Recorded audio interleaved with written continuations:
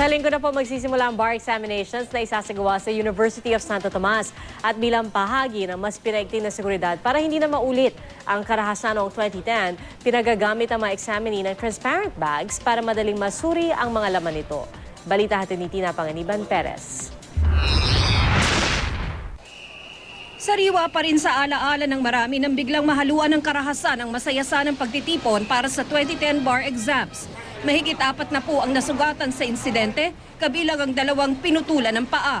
Para hindi na ito maulit, mas pinahigpit pa ng Korte Suprema ang seguridad sa University of Santo Tomas kung saan idaraos ang 2014 bar exams. Isa sa mga pagbabagong ipatutupad ng Korte Suprema para sa bar exams ngayong taon ay ito, ang pagpapagamit sa mga transparent na bag o anumang transparent na lalagyan ng mga gamit, pagkain at inumin.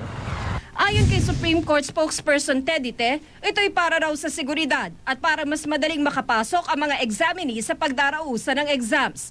Layon daw nitong mapigilang mangyari ulit ang pagsabog noong 2010 bar exams. Kaya si Neil Patag, bumili na ng plastic envelope na paglalagyan niya ng kanyang mga gamit. Balak din niya magbaon na lang ng plastic na bote ng tubig at pagkain.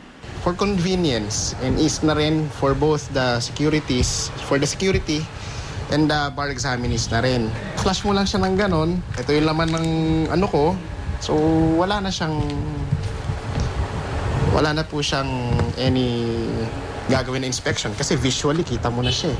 Sa mga gaya niyang kukuha ng exam, ang masasabi lang ni Neil, tuloy lang natin yung pag-aaral and magdasal tayo maigi na tulungan tayo sa ND4 natin and magtiwala tayo sa sarili din natin. Ang 2014 bar exams ay idaraos sa lahat ng araw ng linggo ngayong Oktubre. Tina Panganiban Perez, GMA News.